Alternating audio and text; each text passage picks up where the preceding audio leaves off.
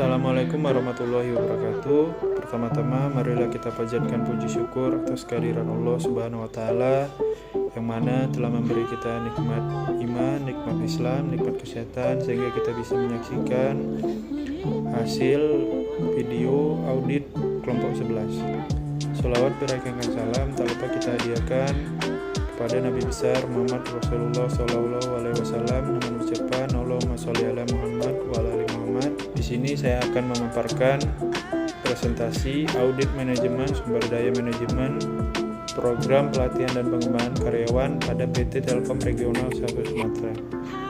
Di sini saya akan memperkenalkan kelompok saya, yaitu Muhammad Ihsan Santoso, saya sendiri dengan NPM 190516050.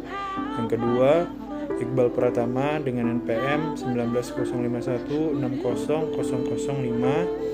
Yang ketiga, Nuzula Balkis Hasibuan dengan NPM 19051604119. Profil perusahaan Telkom. PT Telkom Indonesia adalah perusahaan yang bergerak di bidang jasa layanan telekomunikasi dan jaringan di wilayah Telkom Indonesia. PT Telkom menjual berbagai layanan telekomunikasi seperti layanan telepon, layanan data, layanan internet, satelit, dan televisi berlangganan berbasis protokol internet. PT Telkom didirikan pada tahun 1965 di Jakarta. Visi dari PT Telkom yaitu menjadi digital telco pilihan utama untuk memajukan masyarakat. Misi dari PT Telkom yaitu yang pertama mempercepat pembangunan infrastruktur dan platform digital cerdas yang berkelanjutan ekonomis dan dapat diakses oleh seluruh masyarakat. Yang kedua, mengembangkan talenta digital unggulan yang membantu mendorong kemampuan digital dan tingkat adopsi digital bangsa. Yang ketiga, mengorkestrasi ekosistem digital untuk memberikan pengalaman digital pelanggan terbaik. Berdasarkan temuan bukti yang kami peroleh selama audit yang kami lakukan, kami dapat menyimpulkan sebagai berikut. Yang pertama, kriteria. Kondisi perusahaan memiliki jadwal pelatihan yang tepat. Namun untuk jadwal pelatihan dilihat dari kondisi karyawan tersebut.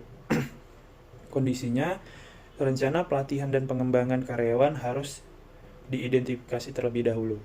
Penyebabnya, pelatihan dan pengembangan karyawan akan dilakukan ketika ada karyawan yang mengalami penurunan kualitas kerja.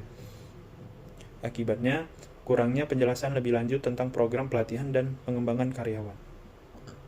Yang kedua, kriterianya, tujuan dan segala aturan yang diberikan perusahaan terhadap pelatihan setiap karyawan cukup tegas.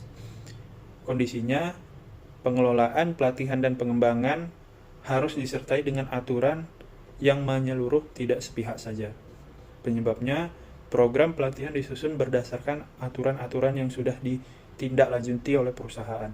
Akibatnya, adanya aturan yang tegas membuat setiap karyawan harus mengikuti segala program pelatihan yang diberikan oleh perusahaan. Yang ketiga, kriterianya, pelatihan dan pengembangan juga tidak hanya untuk karyawan yang membutuhkan, namun secara menyeluruh. Kondisinya, pelatihan harus terdokumentasi serta difokuskan untuk setiap karyawan yang membutuhkan pelatihan dan pengembangan. Penyebabnya, turunnya kualitas karyawan dalam bekerja membuat perusahaan harus melakukan pelatihan dan pengembangan setiap karyawan. Akibatnya, karyawan akan mengetahui minat di mana tempat atau divisi apa yang cocok untuk ditempatkan.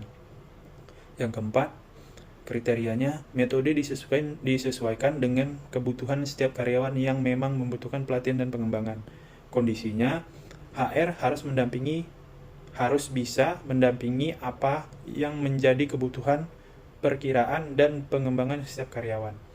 Penyebabnya, program pelatihan harus disetujui oleh pihak HR dan akan diidentifikasi lebih lanjut. Akibatnya, karyawan akan lebih produktif dengan metode yang sesuai dengan kriteria yang dibutuhkan karyawan. Yang kelima, kriterianya, biaya setiap orang pelatihan dievaluasi terlebih dahulu agar sesuai dengan apa yang dibutuhkan oleh karyawan. Kondisinya, laporan biaya harus terdokumentasi dengan setiap pelatihan dan pengembangan yang dibutuhkan. Penyebabnya, program pelatihan disusun berdasarkan departemen yang membutuhkan pelatihan tersebut dan disesuaikan dengan anggarannya. Akibatnya, biaya menjadi terstruktur dan sesuai dengan segala kebutuhan pelatihan dan pengembangan karyawan. Yang keenam, kriterianya, perusahaan sudah berupaya melakukan segala bentuk pendidikan untuk pengembangan dan pelatihan karyawan.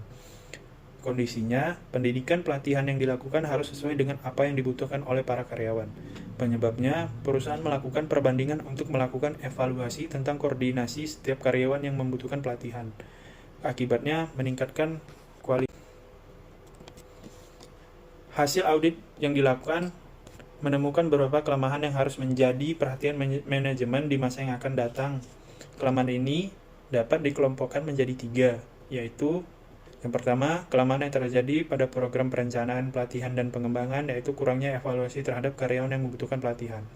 Yang kedua, kelemahan yang terjadi pada saat tidak melakukan pelatihan, yaitu kurangnya produktivitas karyawan dalam bekerja.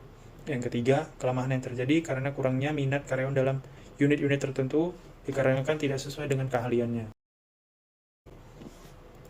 Atas keseluruhan kelemahan yang terjadi, maka diberikan rekomendasi sebagai koreksi atau langkah perbaikan yang diambil manajemen untuk memperbaiki kelemahan tersebut. Rekomendasinya yaitu yang pertama, perusahaan harus membuat program perencanaan pelatihan dan pengembangan karyawan secara menyeluruh agar dapat dievaluasi secara terstruktur serta dipersiapkan dengan baik sehingga program pelatihan dapat berjalan dengan maksimal dan karyawan mendapatkan pelatihan yang sesuai dengan kebutuhan. Yang kedua, perusahaan harus melakukan penilaian atas keberhasilan pelatihan secara formal dan terdokumentasi sebagai pertanggungjawaban atas dilaksanakannya pelatihan sebagai acuan untuk melihat kinerja sejauh mana program pelatihan dilakukan. Yang ketiga, manajer SDM harus membuat jadwal program pelatihan karyawan secara jelas, khusus, serta harus sesuai dengan materi dan metode pelatihan agar karyawan dapat lebih terampil ketika mempraktikkan apa yang telah dilatih.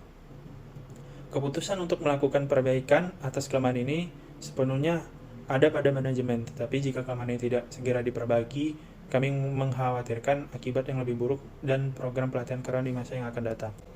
Terima kasih, sekian dari saya. Assalamualaikum warahmatullahi wabarakatuh.